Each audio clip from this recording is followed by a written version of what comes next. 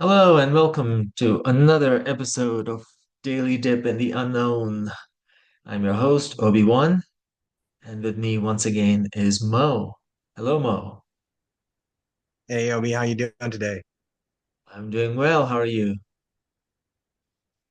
I'm A-okay. That's good. That's good. Okay, so I know last time we ran a little bit long on a couple of items.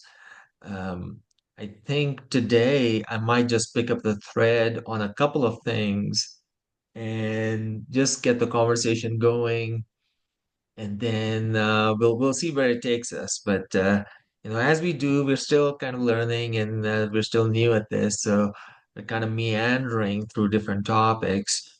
Let's see how it goes. Let me share one thing. So one thing I talked about last time was this interesting clip of former CIA Director John Brennan talking about what these sort of transmedium objects could be, because you're talking about transmedium objects last time, stuff that goes in and out of water and into the air, and just broadly as well. I think his comments were in the context of the Tic Tac incident. So let me share my screen here. Are you able to see it? Yeah, All right. Okay, let me play this clip.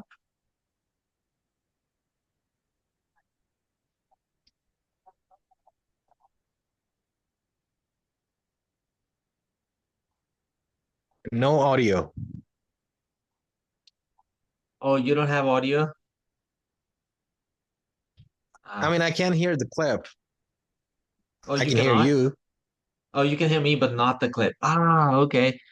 All right. Well, that's okay. But maybe I'll share it when I post this video. I'll share the clip so we can, people that are watching can hear it. I think that'll be better. The other Got things it. I have, because I think this technically I'll have to figure out. Oh, there we go. Okay, here we go. I think I didn't click a button on it. Let me see if it works now. The end of all that sifting and interpreting. Did you hear it now? Yeah. Okay, very good. Okay, I'll play it. What do you think is the most likely hypothesis? I don't know. When people talk about it, is there life, other life besides what's in the states, in the world, the globe? Life is defined in many different ways. And I think it's a bit presumptuous, if not arrogant, for us to believe that there's no other form of life anywhere in the entire universe. What that might be is, I think, subject to a lot of different views. But I think some of the phenomena we might be seeing continues to be unexplained, and might in fact be some type of phenomenon that is the result of something that we don't yet understand, and that could involve some type of activity that some might say constitutes a different form of life. But being an agnostic, So, I think this is a fascinating clip.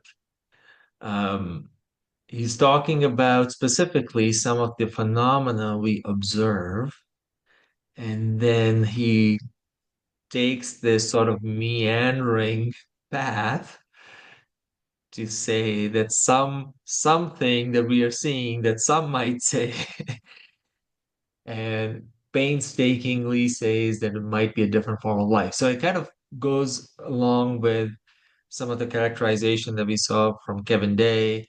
He thought they behaved like birds, and even Commander Fravor, that the Tic Tac incident, that it was aware of him and reacted in a way. I think I just got this sense that it's an intriguing possibility. Obviously, we don't know what these things are, so it's hard to draw any conclusions, but it's an intriguing possibility that these could not possibly may not be craft, but could be some life form that we have yet to understand.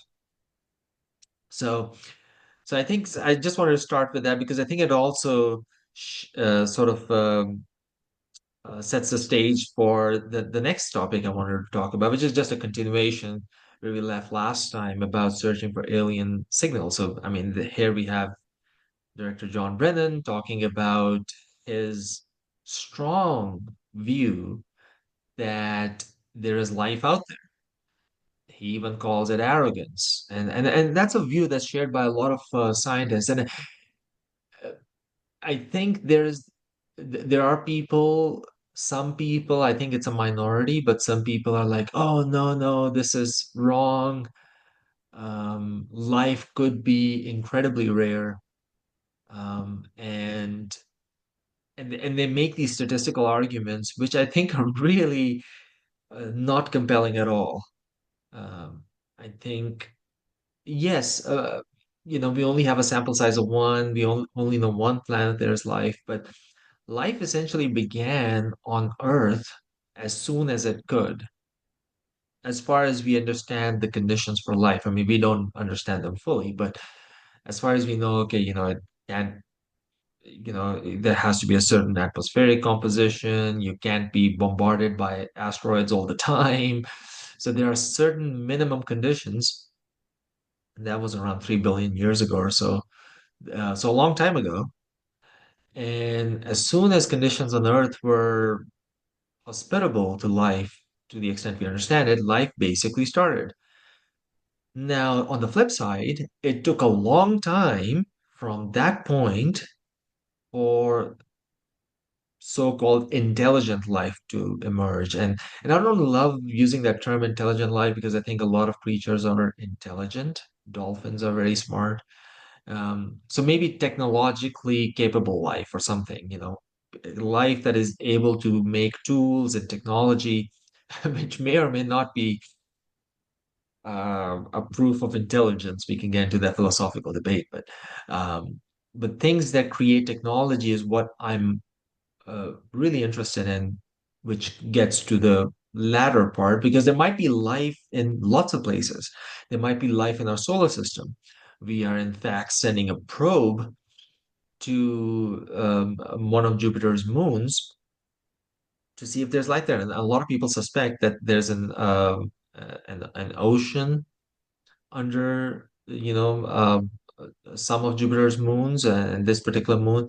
Um, so let me see. So Jupiter's moon life probe.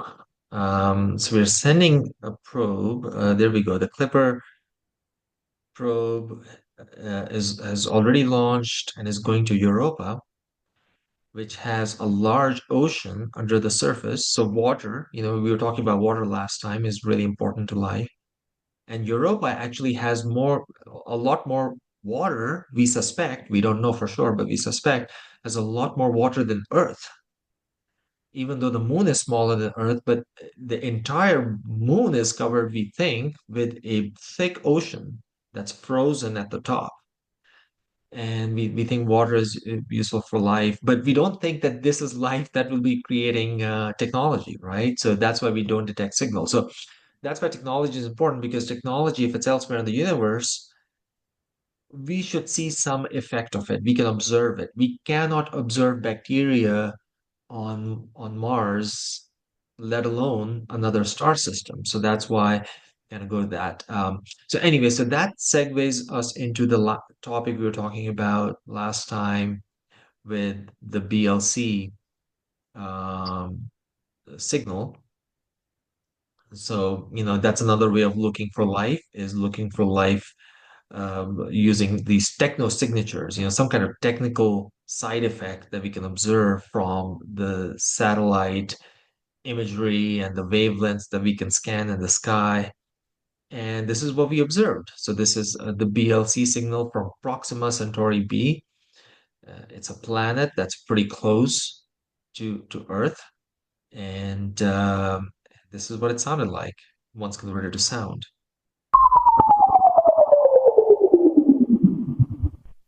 So I love it because it's kind of eerie, and what we're hearing is this sort of Doppler shifted sound. So it's kind of, like a ambulance goes by, like you see the signal kind of fading. So that's what we are seeing here. So something is moving away from Earth, which is an indication that it's artificial in origin because things not, a lot of natural sources of signal don't move quickly away or towards the Earth in a way that we can observe. And also that it's narrowband. A lot of natural sources of uh, radio signals are broadband. They're kind of noise-like. So a narrowband signal that's kind of moving away, it's very intriguing, and that's the BLC1 signal. And now this is a hypothesis at this point. We don't know. This is something that people are vetting. There are scientists that I think believe that this is from some sort of complicated local interference signal from Earth, and that makes it look like it's a signal coming from an extraterrestrial source. So there's some debate going on, so we don't know for sure, but it is an intriguing signal on par with the WOW signal. So the WOW signal was in 1977, once again, a narrowband signal. I believe it was observed by another radio telescope, and it I think we still don't know basically the end, which is kind of frustrating because in 1977, I think people think that this was some sort of accidental signal from Earth or some kind of complicated deflection going on from space debris or something, because we were not able to see it again. It did not repeat. And as far as we can tell, the BLC signal also has not repeated. So it's hard to know what it is, but still people are trying to figure out and still search for it. So I think that's sort of where we are. We don't, obviously, we've been looking for signals for a while with SETI and these other efforts and the Breakthrough Listen project. So that's what it is. So BLC stands for Breakthrough Listen Candidate. So BLC1. And they have five of these signals. I wasn't able to find out too much information for signals two through five, but we have one that is being published and studied more so. But part of the reasons why we don't know a lot about these things is because we have to fund them, right? And so with Breakthrough Listen, this is actually not a government initiative. It has funding from I believe mostly a private individual. So Yuri Milner is a billionaire who's kind of funding this effort to a significant degree. Um, and and now we are able to parse through things. I think I made that point last time we spoke that with AI, there's just so much data when you're scanning the sky for signals. The frequency, there's so many frequencies to look at. The data generated is in terabytes, and it's very difficult, even though we have, with Moore's law, we have a lot more computation, it's still very difficult. But with AI, I believe that we might be able to cut through it a lot quicker, and we might be able to detect these signals that are anomalous, that don't appear to be from natural sources, and could be signs for technological uh, for technology. So it's a science of technology in other star systems, and we are observing the emissions from that technology, or in some cases directly seeing the technology as well, because it is hypothesized that when civilizations get advanced enough, that they might generate huge structures that to harness energy, for example, the energy of their parent star. And so it's hypothesized that these so-called sort of Dyson spheres. So Freeman Dyson is a physicist, so he kind of speculated that this might be the case where a civilization basically creates this huge as you've seen, like these solar sails, some satellites, they can unfurl this sail the size of a football field to propel it across space. I mean, we don't have those satellites, but those are being conceived and developed right now. But then you imagine a network of such satellites all around the star, just kind of absorbing the energy and redirecting it for the use of this alien civilization. So we might be able to observe such a constellation of massive satellites by seeing the dimming of the star. So when we observe the stars, this periodic dimming, which is what we actually observed with one star called Tabby star some years ago, and we sort of speculated that that might be some evidence of technological civilization, but it turns out that was probably something else, some this like dust cloud that is orbiting the star that could be the reason as well for it. So that's also the difficult nature of looking for technosignatures is we just are never able to close the book on them. We observe something that looks anomalous. Someone speculates it's aliens, but then the astronomers kind of hit back and say, no, no, but it could be a natural source.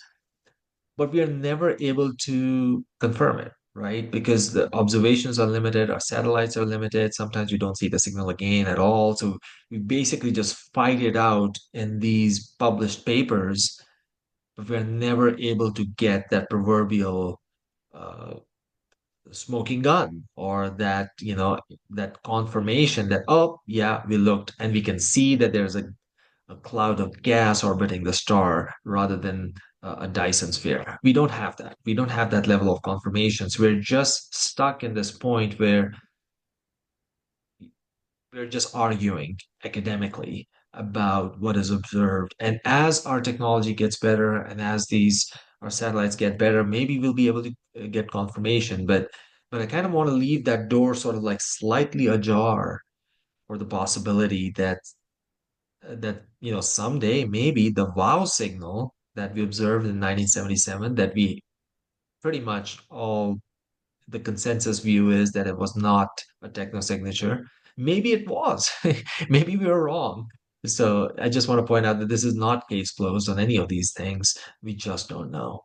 But the, at the same time, I want to be pay some respect to the scientific establishment to say, yeah, maybe we should lean to the point that, yeah, these could be natural sources or interference patterns and things like that. Um, but at the same time, we need to continually look and scan and invest in these projects because, yeah, we very well could observe these technosignatures. So anyway, so I think I'll stop there.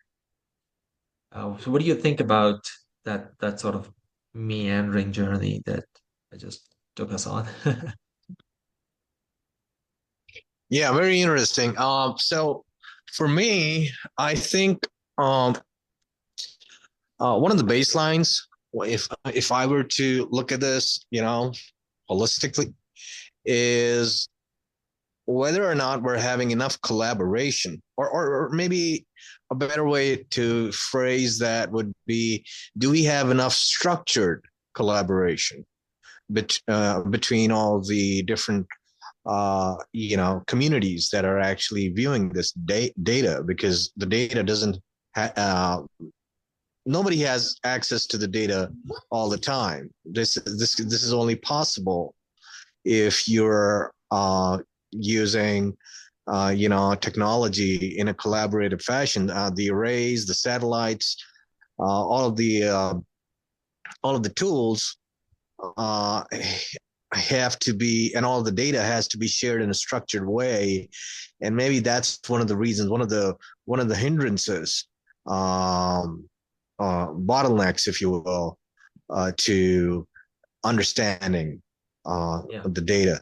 But let me get your view on something that I've been thinking about ever since you played that clip, and maybe once you upload the video, maybe you can actually share the clip in its entirety, maybe like 20 seconds before, 20 seconds prior, and 20 seconds after. Um, what interested me about the clip is the body language and the way the information was delivered.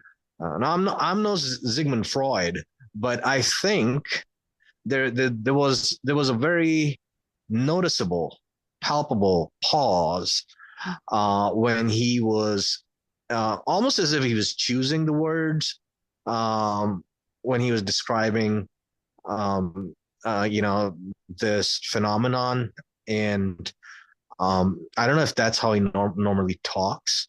So maybe it will help if we can actually view the entirety I'll of post the a clip, or at link to the least full interview yeah. as well. But I would say it's somewhat how he talks, but this passage of a few seconds, it stuck out. It's not how he answers all the questions.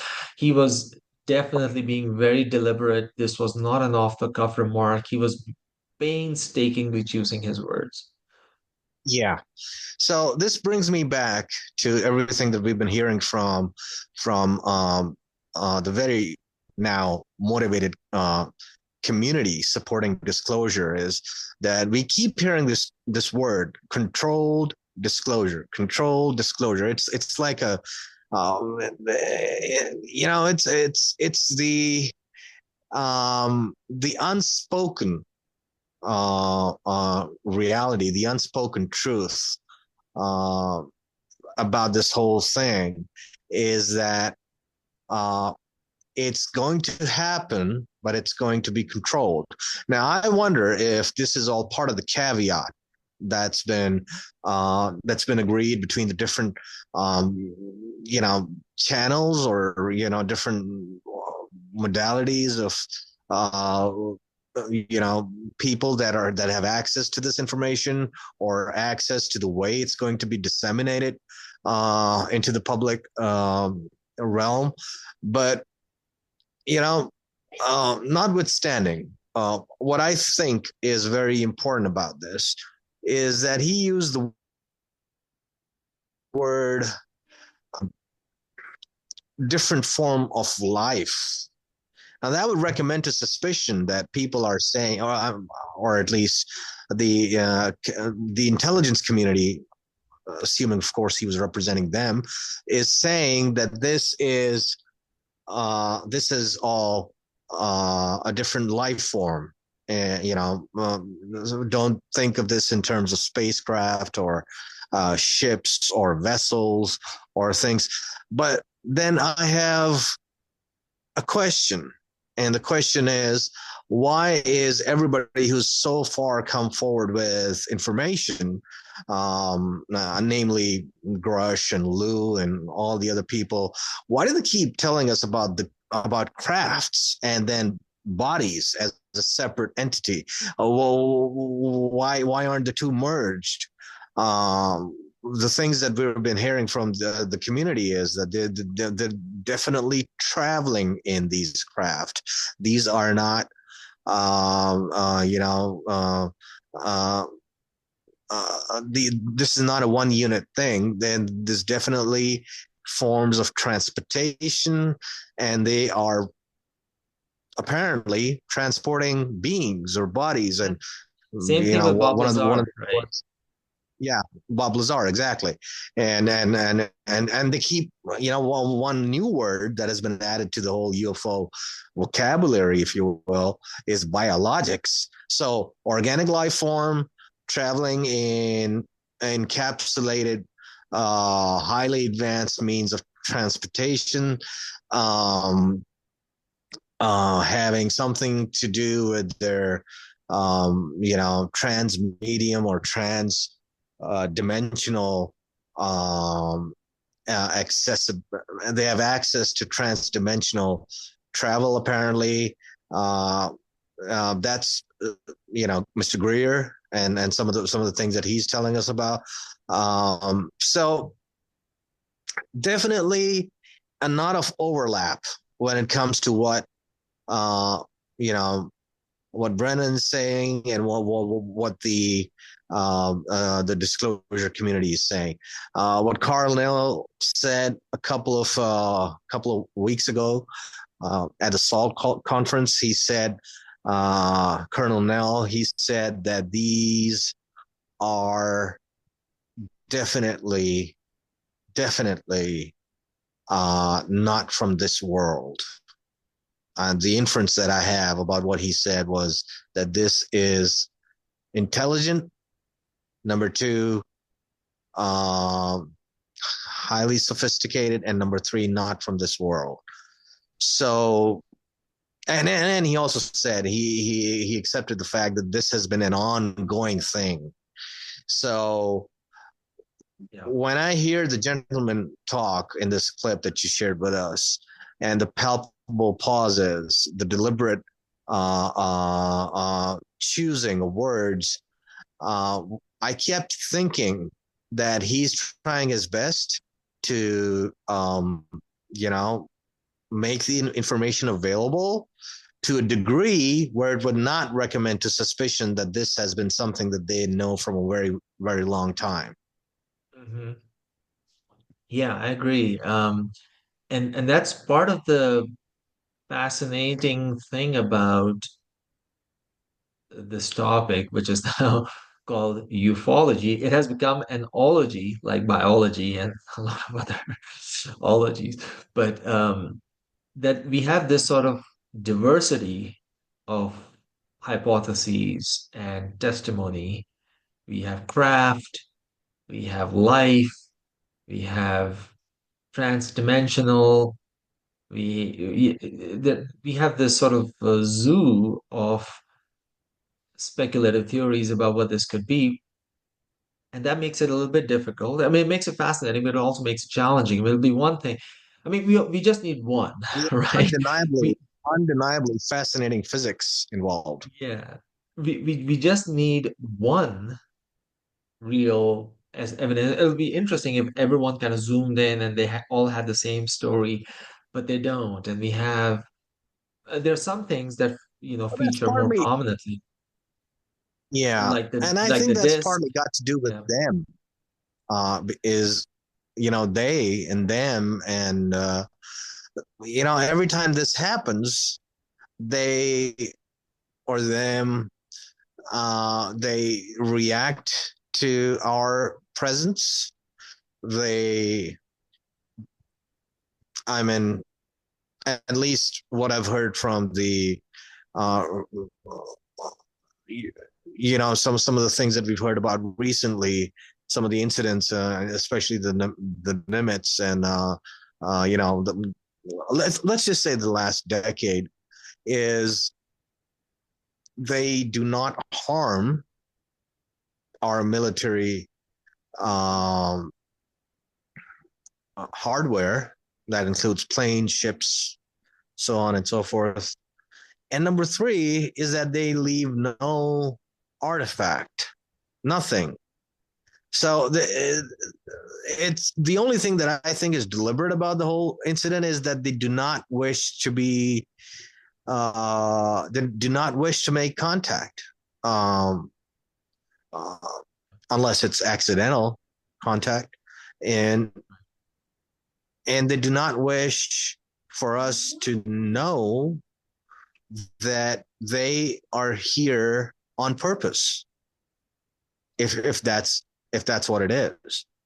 Um, It's kind of Now coming back a, to, it's a bit of both, isn't it? Because yeah, there's still like why go into an Air Force workup area if you don't I mean, if they have the kind of knowledge where they can, I'm talking about the Tic Tac incident now, where the Tic Tac basically, after the encounter with David Fravor and his co-pilots, it basically jumped to their cap point, and which implies that this object had some knowledge about their plans.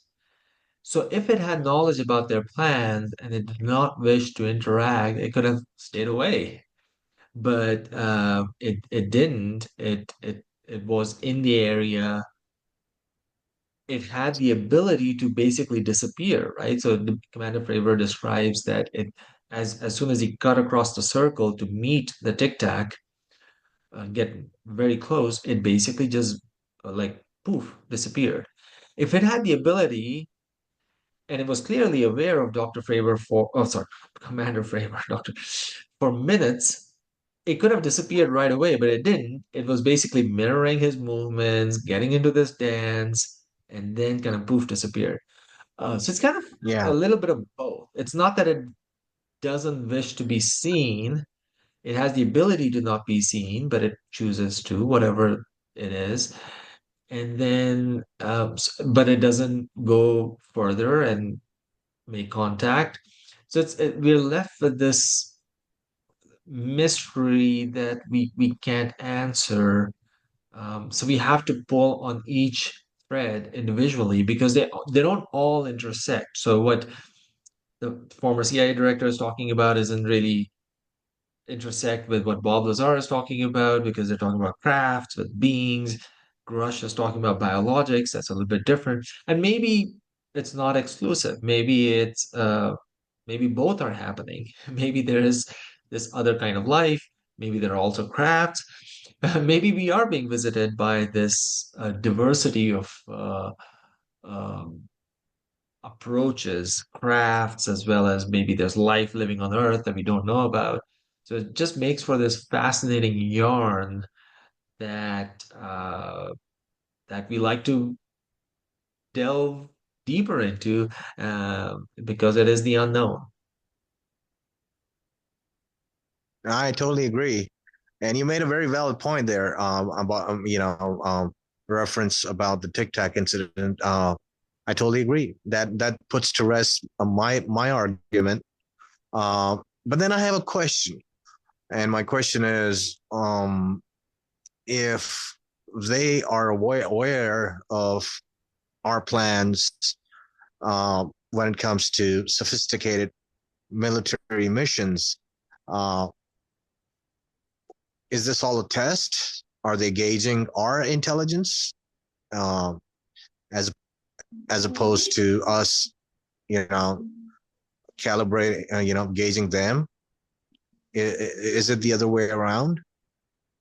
And if they plan, specific events, uh, you know, ahead of time, when they know that we have an upcoming um, um, military exercise or some sort of military tasks happening in some part of the ocean or the desert or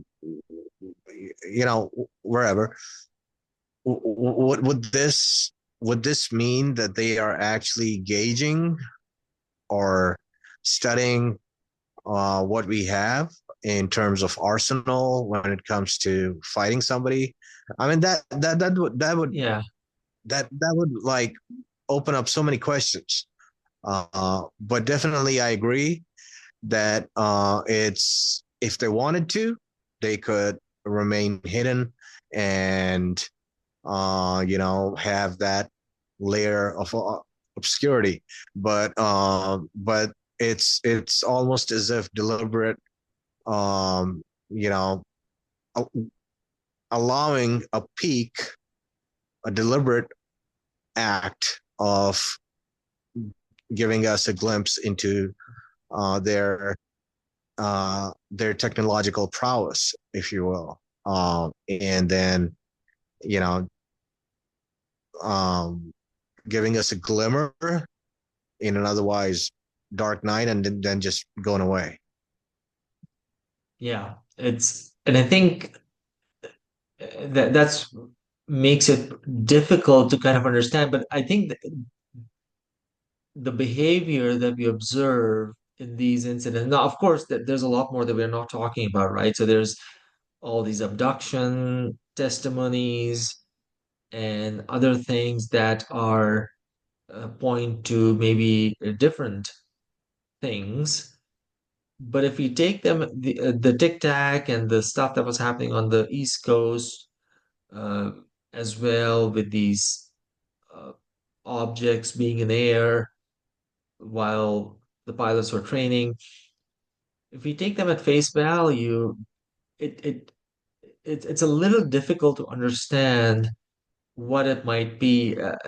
That okay, they're just interested in our our military, our Air Force workups, Navy, I should say, Navy workups, and understanding how the exercises are taking place. I mean, that's something that China or Russia would be interested in.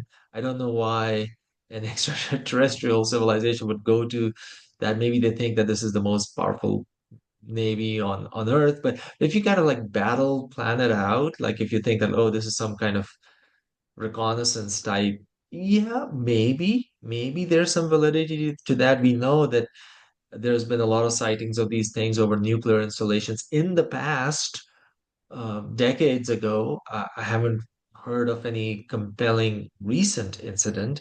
Maybe they lost interest in the nuclear arsenals, but but there is this pattern of these things gravitating to power, and military power, in a way that's very terrestrial, in a way that it's very China, Russia, or US would be interested in those types of things.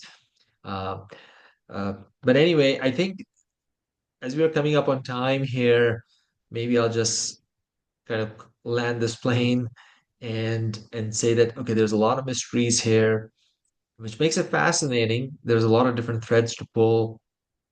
We can observe externally through our satellites and imagery. I think that's a really important place to look, and something that has a lot more scientific respect, I should say, in amongst us. Not that it matters. I mean, whether alien life exists or not has pays no heed to whether the academics agree or not. It doesn't care about that. But at the same time, I think it's important to continue to invest in those things, and then also to really think through, as we are right now, these events that took place, the very credible events, especially the Tic Tac incident. I really have a hard time thinking that this is something that the pilots made up, or this is something that's a disinfo campaign.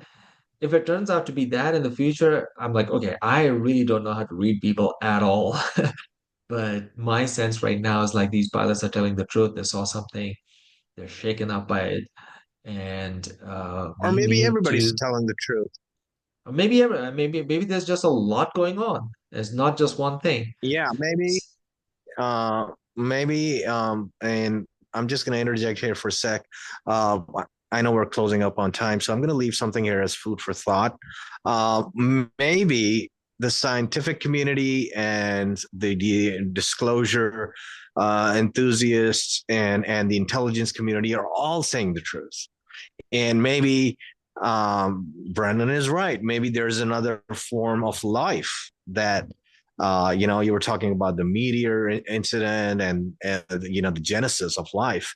Maybe at a subatomic level, when everything happened, when life was born, it gave rise to two forms of life. One that is biological, that ultimately led its way here to us. And maybe there's another form of life. And what if that another form of life, whatever it is, actually made contact with extraterrestrial life far before us? And maybe we're just witnessing two forms of life. One is parallel to us, but as much a member of this planet as we are. And then there's another form of life that they made contact with that comes and goes, and we get to where we're just we get a peek whenever something like that happens. All right. No, that's perfect. So with that, I think we're gonna bid adieu and we'll do it again.